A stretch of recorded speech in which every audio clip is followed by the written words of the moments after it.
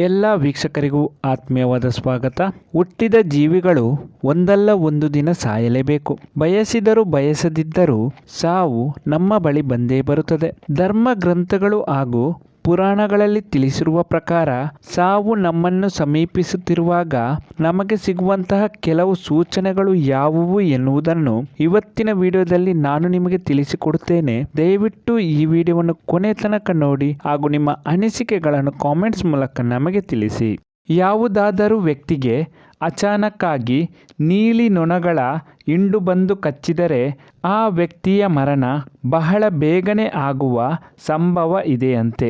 ಯಾವುದಾದರೂ ವ್ಯಕ್ತಿಯ ತಲೆಯ ಮೇಲೆ ಕಾಗೆ, ಗಿಡುಗ ಅಥವಾ ಪಾರಿವಾಳ ಬಂದು ಕುಳಿತುಕೊಂಡರೆ ಆ ವ್ಯಕ್ತಿಯ ಮರಣ 1 ತಿಂಗಳೊಳಗೆ ಆಗುವ ಸಾಧ್ಯತೆ ಇದೆಯಂತೆ. ಅಚಾನಕ್ಕಾಗಿ ಯಾವ ವ್ಯಕ್ತಿಯ ಮೂಗು, ಕಿವಿ, ಕಣ್ಣುಗಳು ವಿನಾಕಾರಣ ಕಾರ್ಯನಿರ್ವಹಿಸಲು ವಿಫಲವಾದಲ್ಲಿ ಆ ವ್ಯಕ್ತಿಯ ಮರಣ 6 ತಿಂಗಳೊಳಗೆ ಸಂಭವಿಸಲಿದೆಯಂತೆ. ಒಂದು ವೇಳೆ ದೀಪ ನಂದಿದ ನಂತರ ಸುಟ್ಟ ಅಥವಾ ಹೊಗೆಯ ಪರಿಮಳ ಗ್ರಹಿಸಲು ಸಾಧ್ಯವಾಗದಿದ್ದಲ್ಲಿ ಆತನ ಆಯಸ್ಸು ಇನ್ನು ಕೆಲವೇ ದಿನಗಳು ಮಾತ್ರ ಇರುತ್ತದೆಯಂತೆ. ಯಾವ ವ್ಯಕ್ತಿಯ ಮುಖ ಹಾಗೂ ಗಂಟಲು ಎಷ್ಟು ನೀರು ಕುಡಿದರೂ ಒಣಗುತ್ತಿದ್ದರೆ ಅಂಥವರ ಮರಣ ಬಹಳ ಬೇಗನೆ ಸಂಭವಿಸಲಿದೆಯಂತೆ.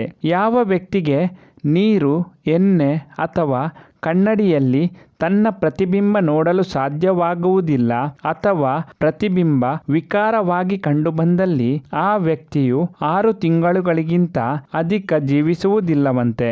ಯಾವ ವ್ಯಕ್ತಿಯ ನೆರಳು ಶಿರರಹಿತವಾಗಿ ಗೋಚರಿಸುತ್ತಿದ್ದಲ್ಲಿ ಅಥವಾ ನೆರಳು ಕಾಣದಿದ್ದಲ್ಲಿ ಅಂತಹ ವ್ಯಕ್ತಿಯು 1 ತಿಂಗಳೊಳಗೆ ಮರಣ ಹೊಂದುತ್ತಾನಂತೆ. ಯಾವ ವ್ಯಕ್ತಿಗೆ ಅರುಂಧತಿ ನಕ್ಷತ್ರ ಗೋಚರಿಸುವುದಿಲ್ಲವೋ ಅದು ಆ ವ್ಯಕ್ತಿಯ ಆಯಸ್ಸು ಕೊನೆಗೊಳ್ಳುತ್ತಿರುವ ಸೂಚನೆಯಂತೆ. ಒಂದು ವೇಳೆ ಸ್ನಾನ ಮಾಡಿದ ಕೆಲವೇ ಸೆಕೆಂಡುಗಳಲ್ಲಿ ದೇಹದಲ್ಲಿದ್ದ ನೀರು ತನ್ನಷ್ಟಕ್ಕೆ ಒಣಗಿದರೆ ಅಂತಹ ವ್ಯಕ್ತಿಯ ಆಯಸ್ಸು ಕೇವಲ 15 ದಿನಗಳು ಮಾತ್ರ ಇರುತ್ತದೆಯಂತೆ. ಮಳೆ ಅಥವಾ ಮೋಡ ಇಲ್ಲದ ಸಮಯದಲ್ಲಿ ಶುಭ್ರವಾದ ಆಕಾಶದಲ್ಲೂ ಮಿಂಚು ಸ್ಪಷ್ಟವಾಗಿ ಕಂಡರೆ ಆತನ ಆಯಸ್ಸು ಕೇವಲ 1 ತಿಂಗಳು ಮಾತ್ರ ಇರುತ್ತದೆಯಂತೆ. ಮರಳಿನ ಮೇಲೆ ತನ್ನ ಪಾದದ ಗುರುತುಗಳು ಪೂರ್ಣವಾಗಿ ಮೂಡದೆ ಅರ್ಧಂಬರ್ಧ ಮೂಡಿದರೆ ಕೆಲವೇ ದಿನಗಳಲ್ಲಿ ಮರಣ ಹೊಂದುವ ಸಾಧ್ಯತೆ ಇದೆಯಂತೆ.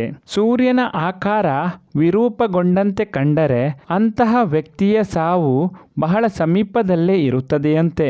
ಈ ಮಾಹಿತಿ ಇಷ್ಟವಾದಲ್ಲಿ ದಯವಿಟ್ಟು ಈ ವಿಡಿಯೋವನ್ನು ಲೈಕ್ ಮಾಡಿ. ಇನ್ನಷ್ಟು ಹೊಸ ಮಾಹಿತಿಗಳನ್ನು ಮುಂದಿನ ವಿಡಿಯೋದಲ್ಲಿ ನಾನು ನಿಮಗೆ ತಿಳಿಸಿಕೊಡುತ್ತೇನೆ. ಎಲ್ಲ ವೀಕ್ಷಕರಿಗೂ ಧನ್ಯವಾದಗಳು.